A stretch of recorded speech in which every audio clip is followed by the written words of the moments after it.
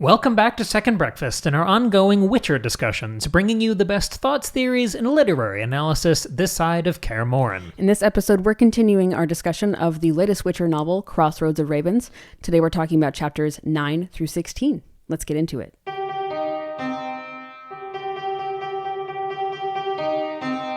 I gotta say, it's not just that I am incredibly happy to be back in the world of chapter-by-chapter fantasy discussions with you. So happy I can't even say the word. Too amped. It's not just that. It's that I think this book is the perfect segue back into doing this type of episode week in, week out. Yes, because the chapters are like really short and like little bite-sized things, and we're bopping around a lot, but there's still a continuous story. It's not too complicated, but it's getting me excited. I'm loving this. But it also weirdly feels like this book was written to be our transition back into fantasy chapter by chapter stuff, because I noticed two weird little, like, they almost felt like shout-outs to Tolkien and Martin. The two other guys that we've spent a year and a half with studying their work at this like infinitesimal level. I felt like the narration this time was kind of Tolkienian, where occasionally there would be a real voice to the narrator, where he would reach beyond 18-year-old Geralt and just tell us what was happening and what the world was like, and then kind of comment on Geralt for a second. Yes. It was almost Hobbity in how strong, how much agency the narration had. It was almost as if like the narrator knows that they and us, the reader, are older and wiser than Geralt. So it was sort of like, okay, like this kid, he doesn't know what he's doing. Like it wasn't quite that casual, certainly, but it does feel a little, Tolkienian. And then it almost felt like a nod to George R. R. Martin when one of the chapters is introduced with a quote from Macbeth. Yeah. I liked that a lot. It was weirdly, I don't know, it felt weirdly curated to this exact moment in our needs. I'm so glad that we chose this book without really knowing much. We were just like, well, it's the next Witcher book. I think it's a prequel. Let's just read it. And it's turning out to be like the perfect transition. Yeah, so this is going to be the chunkiest episode that we do on Crossroads of Ravens. We're doing 3 episodes, so we just chopped the book into thirds.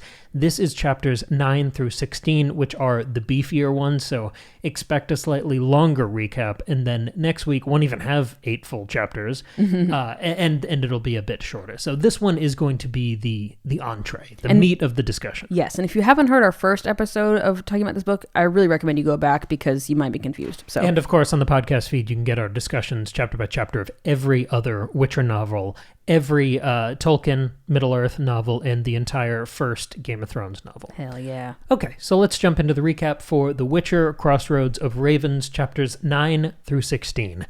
I did as much as I could here to minimize this, but a lot happens. A lot does happen. I really felt for you. Every time because I always write a really, really short recap for myself when I finish a chapter, just so when I'm going back over, I'm like, oh yeah, that's this chapter. But even just doing that, I was like, oh man, Cam's going to have a lot of work here. So good luck. At this point, trust me or don't. I've done the best I can. Okay, so we begin chapter 9 with this really spoke to me. Geralt is fighting an evil slime that is kind of eating its way through this family. He talks to the townspeople. He's, we start in media res for this Witcher contract, and the townspeople have incredibly helpful recommendations. They think maybe we should kill some more innocent young women, look for some witches, or maybe try to pray it out of whoever we point the finger at. Anything to blame young women. Of anything. And Geralt does some sleuthing. He does his detective thing, and he finds the culprit, who is indeed a woman. True. That's I don't fair. know, complicating the point. That's true. But this woman, so this family that's being hunted by the evil slime curse thing is the family of this local kind of patriarch. Mm-hmm. And this woman's son, the woman who cursed this guy and his family, her son was killed by this patriarch. And the curse kind of went too far. When Geralt's talking to her, she didn't mean for it to nuke the whole family. Anyway, Geralt executes her. Precisely? I don't know if that's the word. It's incredibly methodical, the way he kind of chops her up. It's very violent. It's like basically he like carves a cross into her. Yeah, but he's also using some of that precision that Preston Holt taught him in the training sessions from last week's discussion. He's like cutting through specific arteries and that sort of thing. It's very scientific and also very cool. And it's called a ritual, so it feels magical and scientific all at once. And it's a little reluctant. Because she keeps asking, can you just, one stroke and it's done? He keeps saying, that's not how this works. And the affected children with the evil slime on them, they recover after the woman is killed, and the town pays Geralt pennies. They basically stiff him on the money. Everyone stiffs him on the money. Yeah, that's the theme here. Next chapter is a montage of inglorious Witcher contracts. They're all either false alarms, people complaining about medical woes or erectile dysfunction, or they're just liars and they're trying to get him to kill someone for them. So he kind of gets choosy. We're watching him sort of learn the way of the world and be a little more selective in the contracts that he accepts. Right, because at first he's like, yeah, I'll take on anything. Any work is great. And then he realizes, oh, okay.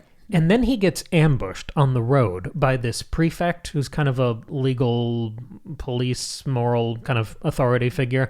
This prefect who attempts to arrest Geralt for, in the course of his duties, killing humans, not just monsters. It's very Barry Lyndon. Yeah. Where he gets pulled over on the road and there's the guys with the pistols. That's what I was picturing this whole scene. And the guy's name is Esteban Trillo de Cauna or something like that. That's very good. I completely cut that. In my notes, he's ETC. He's etc. Yes, that's very good. Okay. And we find out through this conversation that Geralt has with the prefect as he's resisting arrest that they're not really after Geralt. That's kind of a pretense, but they're really after Preston Holt. And they'll let Geralt go and totally bygones be bygones if he turns spy, if he turns kind of state witness against Preston Holt. And again, we allude to whatever mysterious crime happened at Kaer Morhen that involves Preston Holt. As Geralt is resisting arrest and not wanting to turn spy on his friend, he's rescued by... Do you have this name? No. It's some lady. It's a commandant. Oh. Elena de Mersault? Fiatra de Mersault or something like that. We're going to call her Elena. Elena. Or just the commandant. There we go. And so she grabs Geralt and says, hey, you're needed elsewhere. The princess is in another castle. So he's whisked off to a Striga contract. Yes. And there's a big... I'm trying to gloss over you're this. Doing great. There's a big incesty thing because Strigas are... It's like a baby that's conceived as an incest thing and it turns into a monster, and there's a Margrave and he cheated on his wife, and that's why there's the incest baby, and it's a whole thing. I believe a Striga is the first monster that he kills in the first Witcher short story. It very much is. Yes. So the next chapter is Geralt fighting this Striga, and he fumbles through this entire fight. He's done the elixir, he's done all the proper rituals, and he kind of just panics because he's young and inexperienced. So he cuts the head off of the Striga when the whole point of this contract was the Margrave saying, hey, the girl has to recover. Right. We need her back for some political cover here. Yeah, don't kill her, just break the curse, but he killed her. Right, so after he cuts the head off, she turns back into a person, but a person without a head. Oops. So Elena covers for him. Basically, before the Margrave has woken up, before anyone can spin this story, Elena starts spinning it for Geralt, saying, well, he had no other choice. He was ambushed. He fought valiantly and heroically. And he removed the danger, and everybody's fine now. Right. So he doesn't get attacked by the Margrave or arrested, but he also, once again, doesn't get paid. Yeah, he gets 5 instead of 300 marks or whatever it is. Moving on to chapter 12, Geralt reunites with Preston Holt back at his little house. And they swap stories. They catch up. And Preston Holt recounts... we kind of get like a story time interlude where we get the motivations finally for why this embittered lone wolf old Witcher does what he does. And he kind of reaches out to Geralt and they reminisce / commiserate about what happens that turns you into a Witcher. And we get kind of the closest thing we've ever gotten to a first-hand account of the Witcher origin story. That whole ritual, the mutagens, this ordeal that kills most of the young people who go through it to try to become Witchers. It's a real shared trauma bonding kind of scene. And to kind of meet Preston Holt where he is there, Geralt confesses that he feels defective. I mean, he's just come off this Striga fight that he totally botched. He feels like a failure. And Preston Holt kind of teases him and says, well, you know, if you feel like you're such a terrible failure, it might make you feel better to know that you're one of the last failures created at Kaer Morhen. So that's another little teaser of what the fuck happened at this place. And Geralt is rummaging around the house and making himself at home, and he discovers a copy of this book. I think it's called The Monstrum.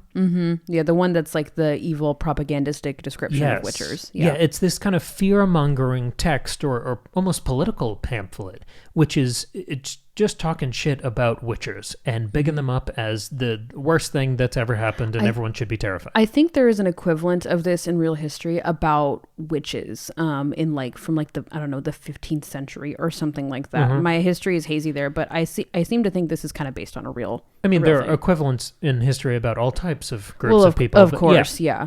And there's a dedication at the front of this copy of the book.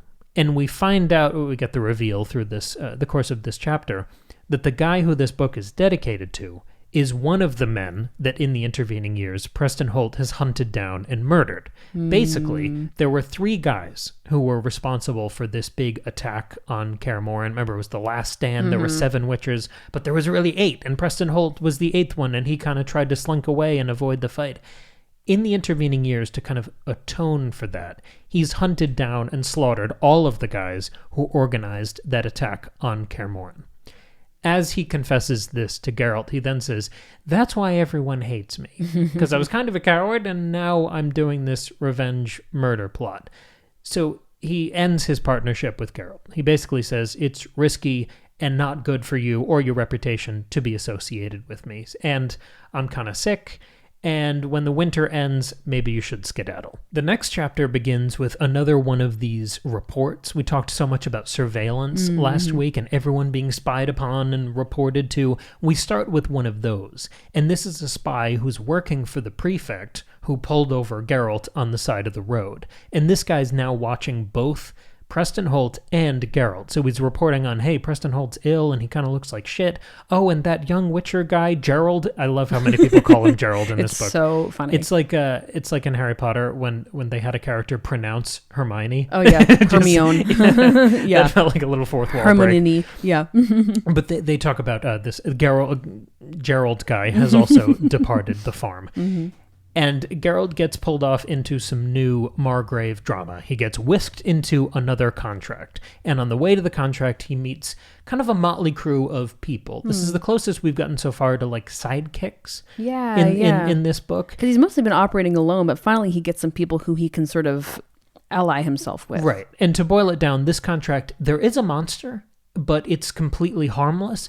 Really, it's these 2 warring families. It's very much the Hatfields and McCoys, where it's a rivalry going back generations. They hate each other, they hate each other. Every generation makes it a little worse in their own way. Montagues and Capulets, it's that kind of thing. Yes, and that's the twist here, because this latest generation, instead of just purely hating each other, Hatfields and McCoys, this latest generation has fallen in love with each other. So it turns into Romeo and Juliet. Yeah. So Geralt is hired again by the Margrave, and eventually he gets orders of just kill the Romeo, just kill the young man. We need to end this thing.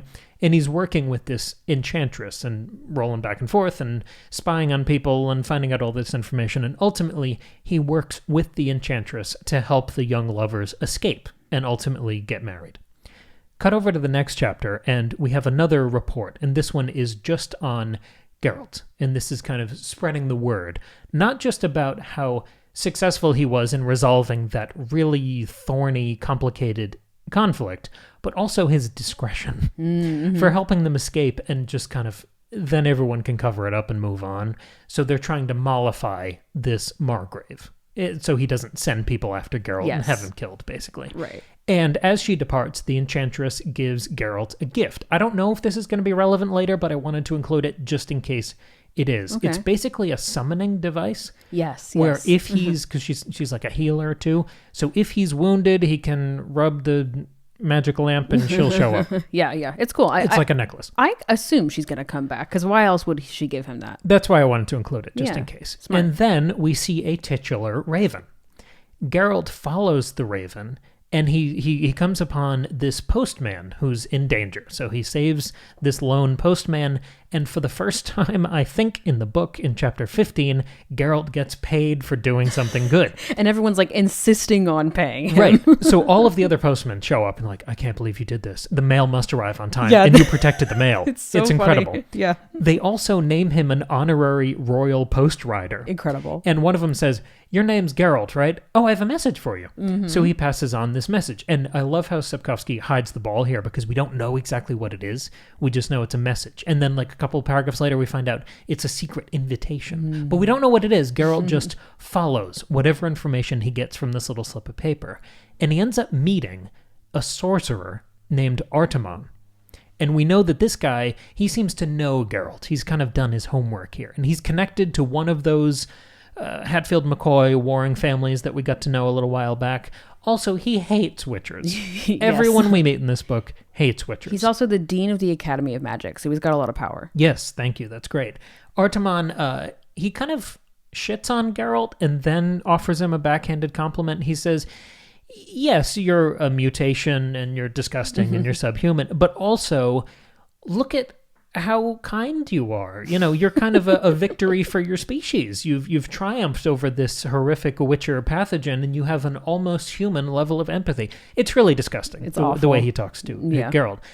And he offers him this deal. He says, hey, you're a weird mutant, like in the X-Men. I want to run scientific experiments on you to figure out what the fuck's going on here.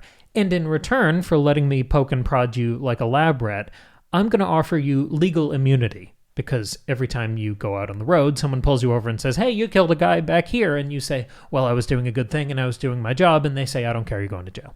So he says, I'll offer you legal immunity if you let me run all of these freaky Dr. Frankenstein lab experiments on you. Geralt says, and he kind of moseys off. And as Artemon is meeting with his guys and going about his business, Geralt spies on him. He kind of turns the tables for all the surveillance we've gotten in this book. Geralt spies on Artemon, and this is where I have to shout out Peter Kenny, doing the audiobook version that I listened to. Oh, yeah. He's always incredible. So much character, so much flair, so much style in his narration. The way he flips the voice for Artemon, when he's talking to Geralt alone, he's velvety, he's smooth, he's seductive.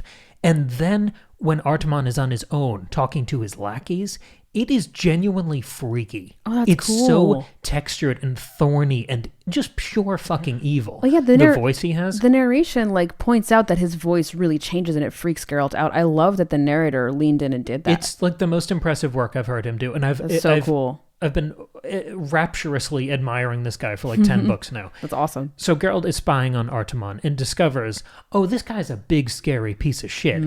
He's hunting Preston Holt. He was also behind the attempted eviction of everyone at the Temple of Melitele. Remember that from last week? Yes. And he's got plans in motion to kill everyone at the Temple of Melitele and to go poison Preston Holt. That's why he's so interested in his illness's progression that we've seen in all these reports. So Geralt does the wise thing, still within the course of one chapter where Artemon has been introduced. Crazy. Geralt waits until nighttime and executes Artemon. It's awesome. It's so cool. He shreds this guy. It's beautiful. Butchery, the swords, uses all the Preston Holt stuff in all the wrong ways, and kills Artemon, the magical sorcerer. Cutting to the next chapter. This whole chapter, chapter 16, is a series of reports. It's so cool. It's only letters and reports. It's fascinating. There's no narration. It's just an unbroken series of reports, almost like reading receipts. He's done that once or twice, but I don't think with this many letters all in one I don't think chapter. it's ever been this effective. Yeah. It's pretty cool. It always feels like a revelation and kind of a wonderful experiment in form. So we open with the coroner's report being sent to the prefect, and this is the coroner kind of rooting around the crime scene, trying to figure out what the fuck happened to Artemon, who kills a sorcerer this smoothly and this thoroughly. And the report is inconclusive. Basically, Artemon was widely hated, and there are plenty of suspects. They don't even really name Geralt. Yeah, he's not brought up at all. Yeah. I don't think he's that much of a player yet. No. I don't think he's a name that these people really consider in that way. We go through more reports as kind of blame shifts around the warring families that we got to know a couple chapters back. They're both kind of suspected. The Margrave and his family, they're suspected. And then we find out that Preston Holt has confessed to the crime, and that he's used all those other murders of the guys who wrote the shitty book and got the people killed at Kaer Morhen. He's used all of those murders and his revenge atonement campaign as kind of motive to explain why he also killed this guy, who also hated witchers. And we're going back and forth between these really shitty legal and political figures, and they're saying, well, this guy confessed, and he's clearly awful, he's a witcher, he's disgusting. I don't think we should give him a trial, because he's not really human. And we see the reports kind of waffle on this point of, is he human? Does he deserve a trial? Well, people get mad if we don't give him a trial. And they decide, even if we do give him a trial, we've already decided what's going to happen. He's going to be sentenced to death regardless. Just make it happen. And that's where we end. Oh, it's so brutal. Well done recapping all of that, Cam. I'm very impressed. If you want to be more impressed, may I recommend you join our Patreon? Our Patreon is $2 a month, and over there you can support the show, but also get access to lots and lots of bonus episodes. We release a new bonus episode every single month, and we've been doing it for years now. So you'll have bonus episodes every month. Is that not what I said? Nope. My bad. 2 bonus episodes. Double the value if you call in the next 20 minutes. Yeah, right. Our operators are waiting right now. For the low price of $2 a month. Anyway, it's a fun place to be, and we talk about all sorts of things. But if you want more fantasy, chapter by chapter specifically, we discussed the entirety of Fire and Blood, the George R.R. Martin sort of history Westeros, which also acts as the source material for for House of the Dragon. It's about the Targaryens, that kind of thing. So go check that out if you feel so inclined. Thank you very much for your support. So getting into the discussion proper here, I know we both have a lot to say. Yeah. This was incredible. And I think, again, like I started with at the beginning of this episode, this just happens to be like the perfect stopping point because Preston Holt has been sentenced to death, and I imagine he will die. I mean, he's the like quintessential prequel guy. And we talked about it last week. Like, he's got to die. He's not going to survive this book. He has to die. But for a guy who was a mentor, you think, okay, are they going to do a heroic sacrifice? And then Sapkowski gives him an illness. So you then think, oh, is he going to die tragically? To have him be fucking executed for a crime he didn't commit. Right. That's even more painful. That's even more interesting. I know. And I'm wondering about this choice because I really don't think him confessing to the crimes he did commit is a result of guilt. I really think he's using them as a tool to support the false idea that he killed Artemon. But why is he confessing to that? I don't think he has enough information to suspect Geralt, and therefore he's covering for Geralt. I do, because Geralt killed him in that methodical, precise way, which is absolutely the type of, remember, grace and precision and elegance that he just learned in the montages we talked about last week from Preston Holt. That's true. And actually, I'm remembering last week, we didn't get any of it this week, but last week we saw at least one, if not 2 instances proving that Preston Holt is kind of spying on Geralt. Yeah. So maybe he would have known that he went to that town. Okay. So that's interesting because here's another question I have about Preston Holt. When Geralt is at, I forget where they are. Is it Kaer Morhen? There's somewhere, he hangs out with Preston Holt all winter and like goes through a lot of training. And then the only reason Geralt finds that book that reveals about Margulies and the other guys that Preston Holt supposedly killed after the Kaer Morhen incident, he only finds that book because Preston Holt gets sick. And it just felt all too, I mean, it seems like he's had ongoing illness problems, but I don't know. It just felt too coincidental that Preston Holt would just happen to get sick so that Geralt would get bored and read through the books and happen to find the book that reveals so much information. Like, we've been talking about, is a lot of this stuff pre-planned out for Geralt? That first monster, fight that Geralt has is really pre-planned by Preston. And so I'm wondering if him falling ill. You think this is I mean, we know he's sick. We know that he's got a bum leg and that he's old and he's been running himself ragged doing all of these Witcher contracts to try to pay it back to the community he fucked over. I buy the illness. I don't think the illness is a test. Maybe not, but I wonder if he maybe played it up or like isolated himself more than he would have so that Geralt would not only find this special book, but also Geralt reads a lot of other books because, you know, even if once you become a Witcher, there's still always more to learn. And I think Preston Holt is really trying to make sure that Geralt is fully educated. So I think he wants him to read. But if he just says, you got to read these books, Geralt may not do it. So I wonder how much is sort of pre-planned or decided or I think you've watched Breaking Bad too many times and you just want everything to be the book that Hank finds in the bathroom. Yeah. I don't think this is that. I think Preston Holt was always going to tell Geralt about the Kaer Morhen thing, kind of share his shame and bare his soul. But I don't, maybe he would have done it in a different way at a different time, but I think it's been too much in the air between them that he was definitely always going to talk about it. Okay, that's fair. I don't know where I want to go to next. Maybe we want to follow up on our thesis statements from last week. Yeah, I mean, I want to follow up on pretty much everything we talked about last week. Maybe a kind of cleaner place to start here is just talking about this as a prequel. Okay. Because that was the thrust, kind of the prequel paradox was this idea we talked about last week. And I think that's something you do have to confront when you get a new installment in a series that is definitively concluded. Sapkowski says in every interview, there's never going to be a book that takes place after that main 5-book saga. Nothing happens after that 5-book saga because I haven't written it. The characters aren't real. When I stop writing them, they stop existing. Love that. We're never going to get a sequel. And every time he does one of these prequels or sidequels or whatever you want to call them, I think we do have to have this discussion again. And we were talking about last week, is this book going to function as finally some sort of indirect curveball origin story for Geralt? And I think this chunk of the story, these 8 chapters, definitively prove that.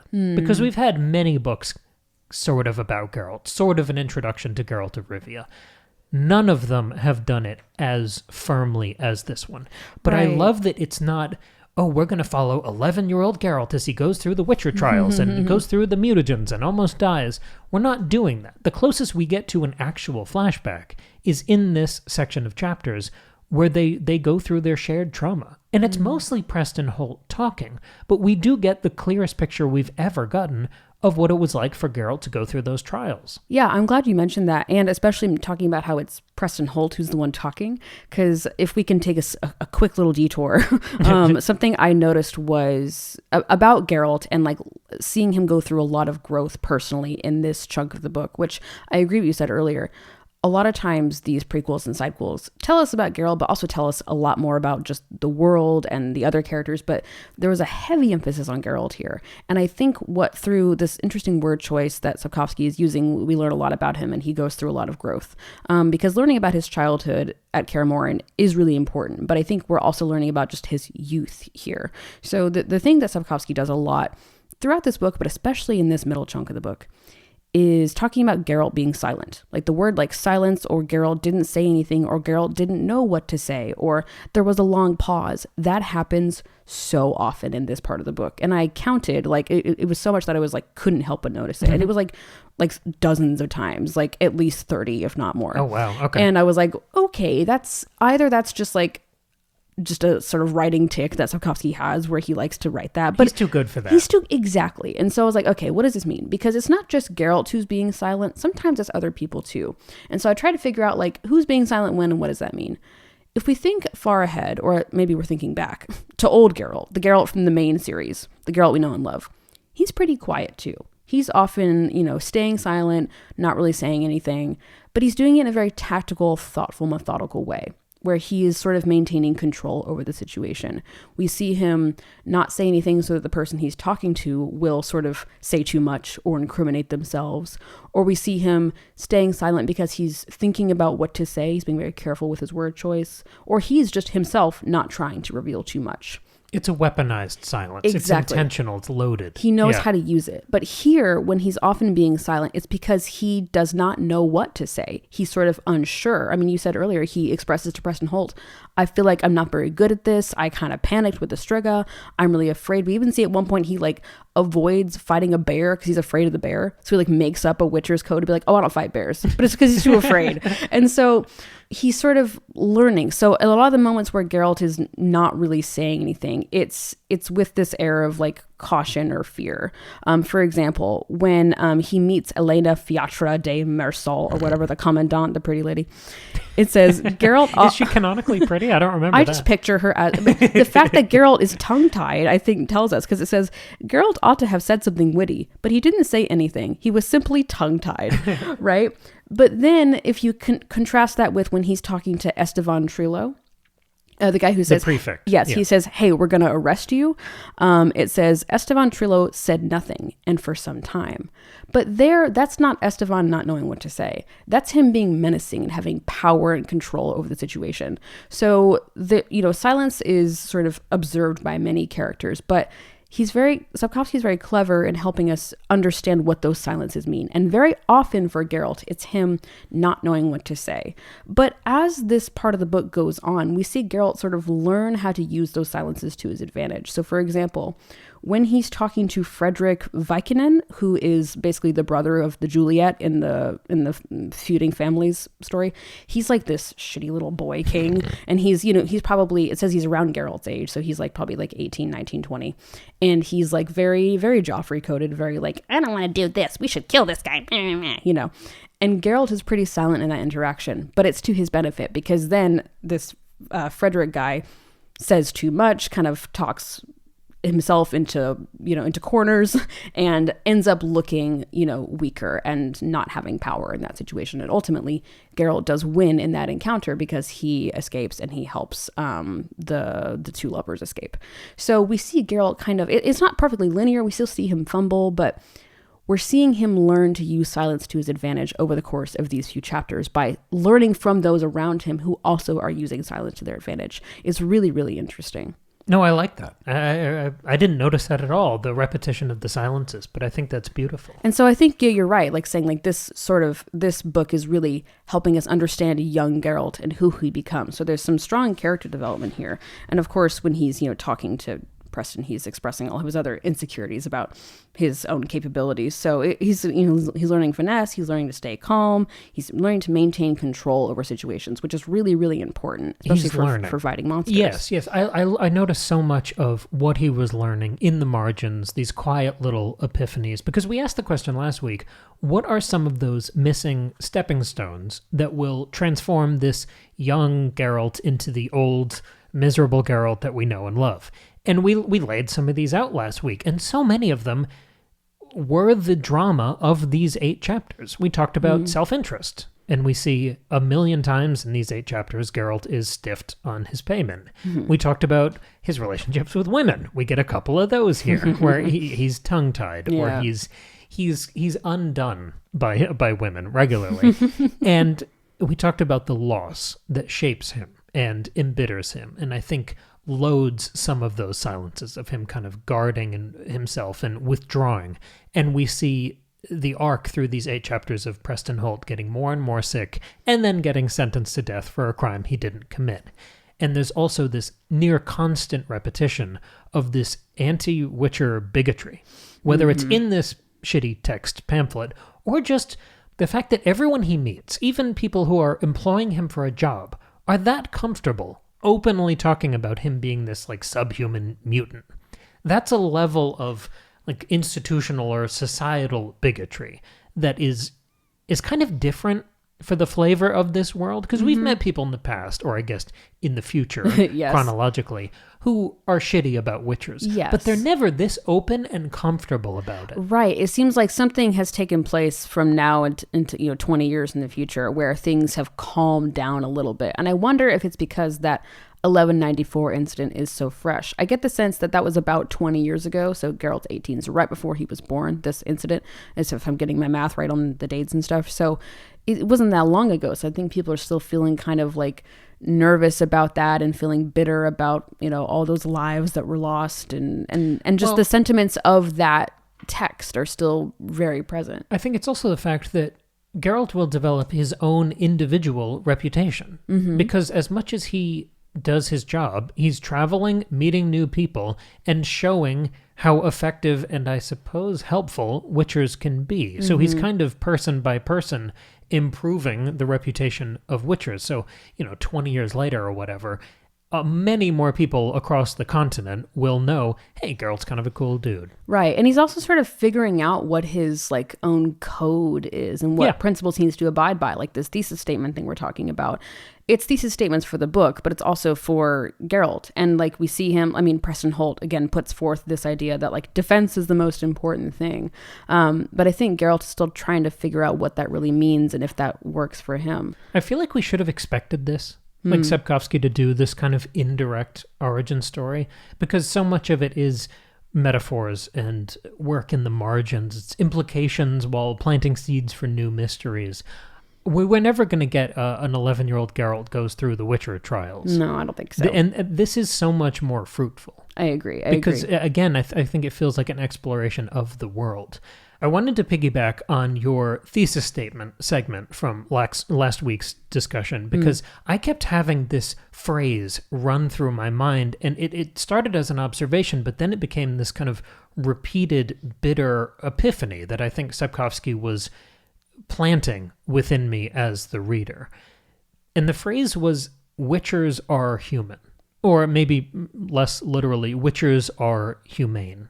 Because this is an idea that characters say to Geralt in many different ways through the course of these 8 chapters. Artemon invokes it as this kind of mock backhanded compliment, saying like, oh, you've overcome your mutagen, and you're actually almost a human level of empathy that we discussed in the recap. Yeah. But the postmen, that after Geralt rescues one of their colleagues, they invoke that idea earnestly, talking about how human and humane and wonderful he's been to them. Yeah, he's a hero, yeah. And then Preston Holt, in his false confession to protect Geralt, has demonstrated this idea that witchers can be as human and as humane, probably more humane, than most of the actual humans in this world. And I don't know, I think this isn't as simple as a good arc for storytelling is that everyone learns empathy. Sure. I don't think it's that simple. It's twisted and turned. This phrase is exploited and kind of whispered in secret. This idea of witchers being human, I feel like it's become a grindstone, at least for this novel. I think this is one of those points of thematic fixation for Sapkowski that he's exploring through this world. And it feels like a really interesting evolution of the classic thesis statement for this franchise, which is the people are the real monsters. I mean, I think that was on the back of one of the first paperbacks we bought. And it's been made perfectly clear in every book, including this one. Like, especially because we said earlier, there are hardly any monsters in this chunk of the book, and most of the time they are not the relevant threat. They're usually harmless or just kind of in the background. Like, the main problem is the people. But that was the bumper sticker, always, for this series. And I think in the grimdark sense of it, I think that was always viewed as the central idea of this series, is the people are the real monsters. I think that idea is being evolved or refined here into the witchers are the real humans.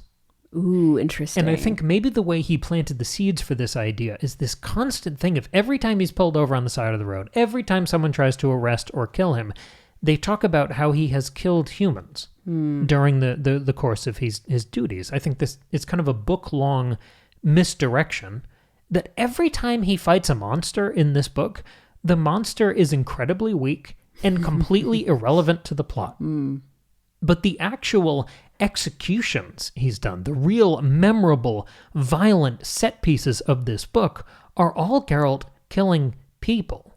Right. Who are talking back to him, whether it's the lady with the cursed goo, the evil slime at the beginning of this section, or it's him killing Artemon. Right. Those are all him fighting humanoids, I guess, people, instead of the big squirrely monsters that we see, those classic Witcher battles, the moments of memorable violence and ethical ambiguity and provocations within the genre of fantasy. They're all these like one-on-one executions of people instead of him battling some big dragon. But it's not like he's going around killing every person who's bad or who is causing an issue. No. Like because he repeatedly refuses to kill people, on behalf of others. He refuses to kill somebody for hire, even if the person is probably not doing great things. He thinks really carefully when he kills somebody. So when he kills the Dyer, it's because she cast the curse and that's what has to happen. And when he kills Artemon, that was so interesting to me because that's the first time that we've seen Geralt just outright go and murder somebody who's a threat. Normally he, talks his way out of something or gets help from somebody else or is able to kill a monster and that's enough, or he just runs away. But here he's like, nah, I gotta kill this guy. And I thought that was really interesting. Because like you said, it seems like the monstrous figures that Geralt, who is I think the most human character of all the characters here, those are the ones that he's killing, are these really monstrous ones. But he has to figure out how to justify it in his head. It's really interesting because one thing that this phrase that Geralt hears from that blacksmith that he meets early on in this part of the book, he repeats this phrase that the blacksmith said over and over, which is that everyone should take care of his own business, his domain. The blacksmith's domain was the hammer and the anvil. A witcher's domain is to kill monsters, and punishing crimes is the domain of the Shire Reeve and the courts. But Geralt sort of repeats that to himself, but then you see him kind of decide, nah, I'm going to kill this guy anyway. So you can either interpret that as he doesn't agree that we should all have our own rules, and he's like, no, I'm going to go outside of this and find my own justice. Or he has changed the definition of monster in his head, and Artemon fits that definition, and therefore, yeah, he's a monster, I can kill him. Yeah, I think this is him evolving into kind of the utilitarian perspective. I mean, one of the earlier short stories in the series is called The Lesser Evil, if I'm remembering that properly. Yes, you're right. And that whole idea is kind of that utilitarian principle, like the trolley problem, right? You kill a couple people to save a bunch of other people. It's sort of that math that he's doing in his head, and that requires a more dynamic definition of monster. Right, because even with the Vodnik, which is like the monster that's around during the Romeo and Juliet plot, it's not even a monster, it's just a weird little creature. He encounters that monster and is like, I don't have time to kill you. So he like doesn't even kill an actual monster, and instead he goes out to work on these more human issues. Right. And so it's so flexible. This is how, this kind of shifting of perspectives is how I make sense of this second Striga fight. Because the second that started, I was so interested. I was so intrigued. More than I always lock in when Sapkowski drops a monster on us. Yeah, but I'm like so ready. It was more than that, because I remember the Striga. I remember reading that fight with you when we first read The Last Wish, which is what set us off on this journey. That's kind of what sold me on this whole franchise. So it's not just this being the first time we've ever repeated any monster fight, but we're repeating the very first monster fight from that very first introduction to this character. And I think it is a shift in perspective of the fight is a total disaster. He fumbles his way through it, but also it's not the point at all. It is a moment of character development. It has nothing to do with the violence on the page. Yeah, exactly. Is that how you read the repeating of the Striga here? Yes. Yeah, partly to show his development as a Witcher, but also, just to give us some more, a better understanding of how he is thinking about all of this philosophically. And also, I think it sort of points also to the idea of, like, the problem of evil thing, of, like, this kind of thing happens over and over. A horrible man will, rape his daughter, and monsters like this will come about as a result of that over and over. The problem of evil persists. Evil is always there. And that's like a running theme to the whole series. The point of what seemed to be the point of this chapter is that the Striga is a tragedy. The monster is the father. And it's also Geralt wondering if he himself is a monster. Yes. The monster was not the monster. Right. And I also, another thing I liked was we not only see Geralt, grappling with these ideas, we really get sort of, to me, what feels like ironclad proof that Geralt's whole like Witcher code is so not about money. Because at one point when he, saves that postmaster and they're like, we got to pay you, he like is refusing payment. And he says, I'm a Witcher. I can accept payment when I am employed, when an agreement stands. Should I simply encounter somebody in difficulty, if I simply come to the aid of somebody threatened by death, I don't take money for it. And so, but he's not saying I'm not going to kill a monster without a contract. That's not what he's saying. He's just saying I'm not going to take payment for killing said monster unless there's a pre-established contract. And so his principle of killing monsters is not based on money.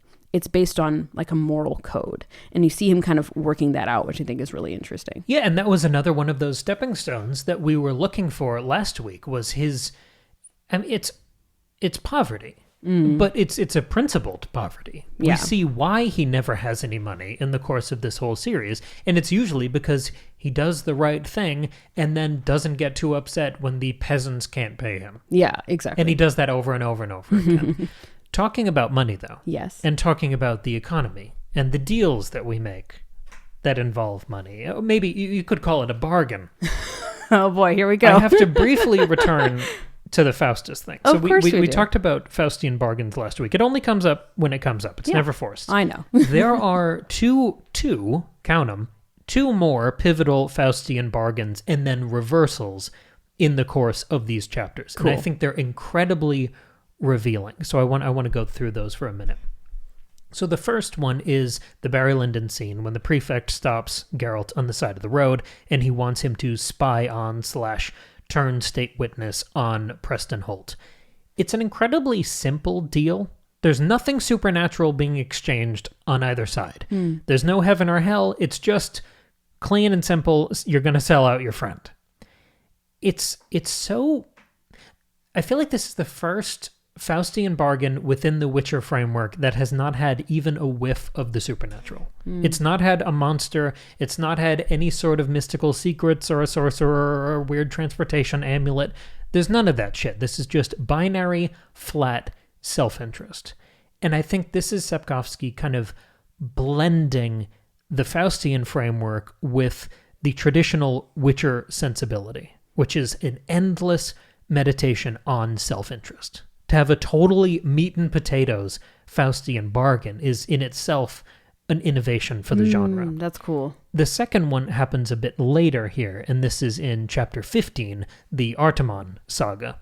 So his offer to Geralt is really interesting because it is such a reversal of the traditional Faustian bargain. His offer to Geralt is, hey, I'm going to do all of these weird scientific experiments on you and figure out what makes you tick as a supernatural being. And it's so indirect and kind of gnarly here because Artemon would be the Mephistopheles. He's the one offering the bargain. He's the one who's got all the chips. He's got the power in this relationship. Plus, he feels evil, so therefore he's a demon. Yeah, no, exactly. He's very scary. The way the narrator changes his voice when he's on his own and he doesn't have to perform for Geralt. Yeah. I love that it's the freaky demon Mephistopheles role who's offering this grounded, very run-of-the-mill meat and potatoes contract of, hey, I'll give you some legal protection. And in turn, I will get supernatural secrets. Yeah. Ooh. So he's taking the supernatural shit from the Faustus character. Interesting. It's a total reversal, but with that same fucked up power dynamic I like where that. the Witcher secrets are going to be decoded in lab conditions. So this is the second Faustian subversion just in these 8 chapters. And it's even more overt because within maybe a page later, within that same chapter, Geralt spies on Artemon and finds out what he's really up to. And we find out almost immediately that this guy's completely full of shit. So it's not just traditional Faustian bargain is someone has too much power and it's kind of a crooked deal and you know someone's going to lose their soul and be punished for eternity and that's the moral of the story. It's not just unfair. It's that the whole bargain is a cover. And I think this is Sapkowski emphasized because Artemon's going to kill them all anyway. Yes. And he's just dangling something shiny in front of Geralt to get him to sign up. And then he'll rip him apart and find his little secrets. I think this is Sapkowski emphasizing the fundamental manipulation within all Faustian bargains, that there is always this power imbalance, that there is always this exploitation, and this sense of damnation, and that none of that has to be literal. You can change around almost all of the parts. You can flip almost all of the seesaws and who's supernatural and who gets what. And it's got that same stink to it. That these Faustian bargains can come in all shapes and sizes. And he's flipped and flopped almost every single variable involved in this equation. And it's got that same evil to it. I like that a lot. And actually, I found another subtle reference to not necessarily Faustus, but more Frankenstein Prometheus, which is also a Faustian story, which also kind of flips it, because when Geralt is talking to Preston Holt, and Holt is sort of talking about sort of the backstory of how the early Witcher experiments happened, one of the things he talks about is, he says, some sorcerers chose the method of reanimating selected corpses and modified human parts, which is exactly what Victor Frankenstein does. But then Geralt responds a little bit later. He says, he's talking about something, and Geralt says, like that hero from that legend, I can't recall his name, the one who was meant to have stolen fire from the gods and given it to mankind, aka Prometheus. But Geralt classifies him as a hero. So to me, that tells me that Geralt fundamentally does not understand the problem with a Faustian bargain. I think all these bargains that he's presented with, he rejects because they don't sound good to him, but not because they're Faustian bargains, but because the perks don't seem good enough. It's on principle. Right. But it's sort of, so it's like Geralt doesn't have quite the correct understanding of things. Like there's just a little bit of that. He could be the Prometheus in this case. He could be the Frankenstein who goes too far, who does the wrong thing. So the suggestion to me is that him deciding which monstrous men I should kill is very dangerous because you can get too far down that rabbit hole really easily. In fact, you could argue that he's already gone too far by killing somebody. You know what I mean? I wouldn't argue that in this case. I mean, yeah, that guy needs to go, but you know what I mean? Like, yeah, this young Geralt we've called naive.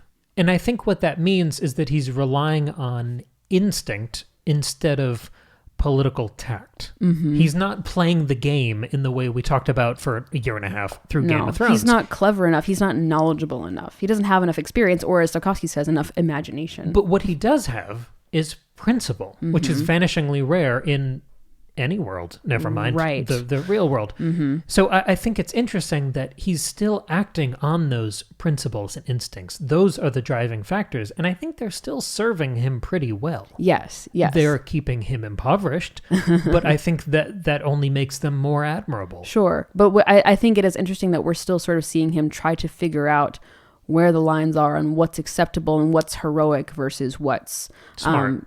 Dangerous or too clever or conniving. And even like we talked a lot about scheming and plotting, and we see, all these surveillance, all these people doing this. And in that in chapter 16 with all the letters, I forget who's saying it, but it doesn't matter. I think, I know who it is. It's one of the mothers of the Montague Capulet kids. She's writing to the other mother. They kind of they were involved in the plot to let the lovers go free because they're trying to end this feud. And one of them, she says in the letter, I hope that after this we can finally stop all of this plotting and scheming. But I'm thinking, bitch, you're plotting and scheming. Now. You like schemed and plotted to help your children escape. And like, that's admirable, obviously, but like, you're doing the same thing. You're part of the problem.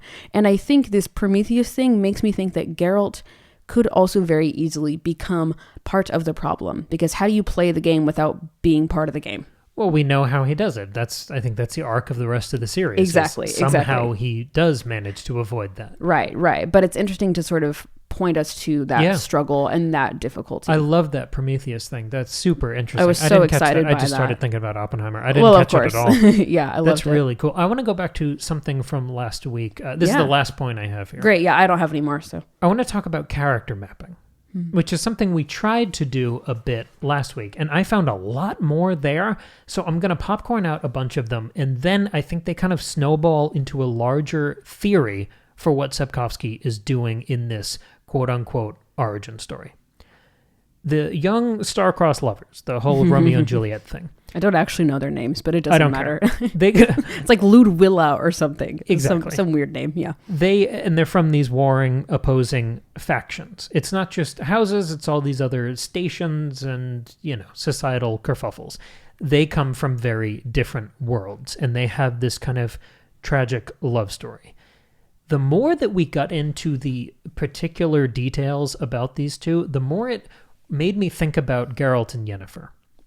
Specifically, instead of being two warring families, it's the animosity, jealousy, whatever, between sorceresses and witchers. Ah, interesting. And I thought that was interesting because they have a happy ending where they run away and get married while they're still young, before they have all of these battle scars and someone cheats on who, and then we don't talk for a decade, and all the bullshit that Geralt and Yennefer go through. So seeing them, this kind of successful speed run of the Geralt-Yennefer relationship, and I guess it depends how you interpret the end of the last book of the saga, whether or not Geralt does exist in this like parallel dimension where he gets to be with Yennefer, or if he dies in the bar fight pogrom. And also, we don't know what happens to these young lovers after they've escaped. They might very well be tracked down in 6 months. But I think it's interesting that we leave it on this positive note that we're kind of suspicious of, because that's exactly how we leave the Geralt and Yennefer relationship. Yes. And that felt even more weird because the Enchantress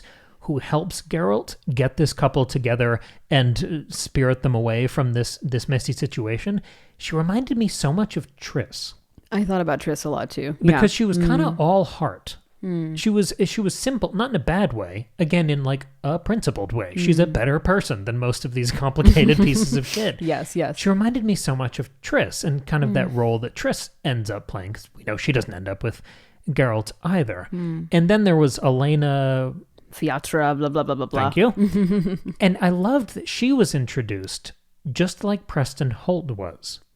where Geralt is being kind of arrested again for killing a person. And then someone swoops in. Someone swoops in to rescue the Witcher prodigy, which is kind of the same way. Like we talked about Preston, this is like Russian nesting dolls now. Preston Holt was introduced the same way Geralt is. Right. Sort of, where Geralt is like saving Ciri. Yes. And Preston Holt was introduced saving Geralt. And this is almost like a George R. R. Martin style couplet echo, where we're doubling down on these mentor meditations. And I don't know if Elena will come back in the next part of the book, but I just wanted to flag that as, hey, we're getting another interesting, perfectly coincidentally timed mentor to the rescue. Fascinating. And then I was thinking about, for character mapping, who Geralt is in this chunk of the story. I think he's just Geralt. Like, I guess he's kind of occupying the Ciri role, but he's such a quick study that especially by the end of these 8 chapters, I feel like he's just Geralt. He's not, he's almost there, but he's there, and he's not in any other role anymore. I agree. The last one is Artemon.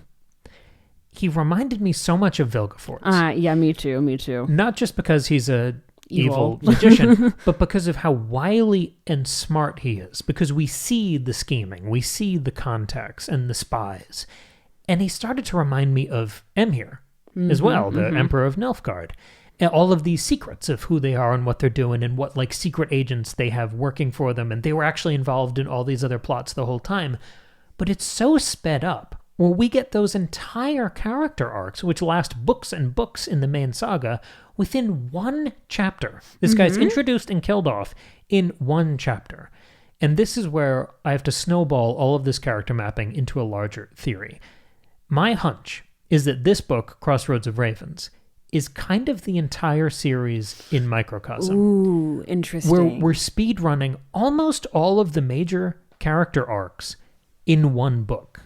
That's cool. Where you have the Geralt and Yennefer relationship. You have the sad arc of Triss being kind of marginalized. You have the Vilgefortz Emhyr thing. You have the Ciri kind of growing up and occupying her own role in the same way Geralt has here. And then you have these tragic mentors that rise and fall along the way. Plus we get 2 Strigas. Exactly. And you have the Striga. No, genuinely, that's an important thing here because that was such a maybe the most memorable fight we have with a monster. Yeah. And zooming out and looking at the whole arc of this series, the time loop concept is not new. Because we've already kind of done a curveball introductory book to Geralt of Rivia with The Last Wish. We've already done a series of short story-like vignettes with the first 2 books. We've already done a full saga. We've already returned after the full saga was done to do more standalones. We've already done prequels and sidequels. This time loop thing is just looping back and back and back in my mind while I was trying to put these notes together. I love that. And I will come back like 10 more times for this. The boldness and experimentation here, how sharp Sapkowski is in writing this.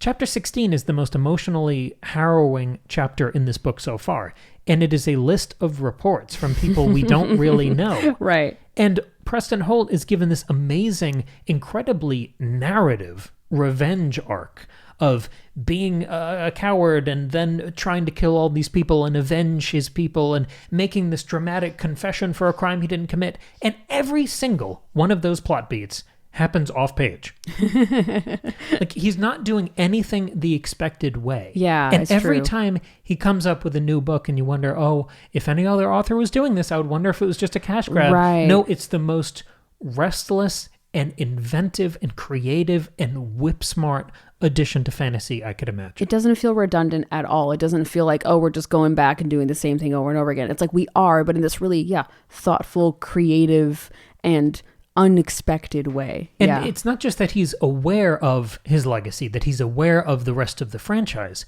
but he seems to be taking the whole thing as a grindstone. Like, do you buy this microcosm theory of he's kind of speed running the whole series, reflecting on it, even as he expands that legacy and enriches the mythology of this world? I'm very with you, and I think that's going to make reading this last third really interesting because I'm going to be looking for that kind of thing now. Did you also catch that we got a shout out to Visigoths? Do you remember him? Oh, wow, no. He was Vizzy. he was the old guy that Ciri stayed with at that cabin for a while. He was one of the introductory quotes before one of the chapters. The quote was about, I forget what, but it was saying like, inaction, like people use inaction as an excuse, as like oh well, I don't need to do anything because like it's bad to do bad things, so I'm not going to do anything. But it's the precursor to Geralt deciding to kill Artemon, where he decides that no, action is the right course. So I just liked that, if we're doing cycles and repeating and echoes, this little Visigoth shout out was exciting too. It's very cool. We haven't gotten any Dandelion like songs yet, which is interesting. I've so been expecting them, and we haven't gotten any yet. I think that's why. I think it's because you're expecting them. Maybe we'll get one at the end or something. Who knows? It feels too easy. Yeah, maybe it does. This was so much fun. I can't wait for the ending. I'm really excited. That's a really excellent theory, and I'm really excited to chase that. This is going to be so much fun. Wow, I've loved this. Listener, let us know what you thought of this chapter. Let us know what you think about the ideas we put forth. Also, let us know what you think about evil slimes, because speaking of evil slimes, have you checked out Cam's latest book, Lemon Tarts in Space, which does star an evil slime? It's basically Friday the 13th meets Flubber. It is a light sci-fi dark comedy. Monty Python meets... Maggie meets Alien. Holy shit. I've said this a million times. I forgot it. It's such a fun read. And if you like anything Cam's ever said or thought about, you're going to like this book. You can read it as a regular novel, or you can check out the fully produced audio drama, which is a really fun reading experience. What if the evil green slime was also a tumor? Exactly. That's exactly what it is. Yeah. And hey, this is a great way to kickstart your, New Year's, 2026 Goodreads reading goal. So do check it out, because it's a short read. And that's the only reason to recommend it. That's the only reason it's short. No, it is so jam-packed full of fun and action and heart. It's such a good story. Thank you all very much for listening to this extra lengthy discussion. I had so much fun doing it with you, Cam. Let us know what you think in the comments down below, or subscribe, all that thing. You can email us, secondbreakfastpod@gmail.com. Like I said earlier, you can check out our Patreon. We're so excited to join you for next week. Otherwise, as a little plug, the most recent Patreon episode, the bonus episode, was us trying to work out our favorite horror movie of 2025. It was absolute agony. It was so much fun to do, though, because we did it over the course of the episode. We didn't prep. We just hashed it out. We had a list. It was a great time. Yeah, we did NBA brackets. Yeah. Also, earlier this week, we released an episode, which was it this week? Yeah. The Breckies. Yes. Yeah, earlier this week, the Breckies, we're doing everything out of order, which is our sort of reviewing the year 2026 and choosing our favorite works of art from the year. That was a really fun episode, so go check that out. Thank you for listening, and we'll catch you here in just a few days with a brand new episode.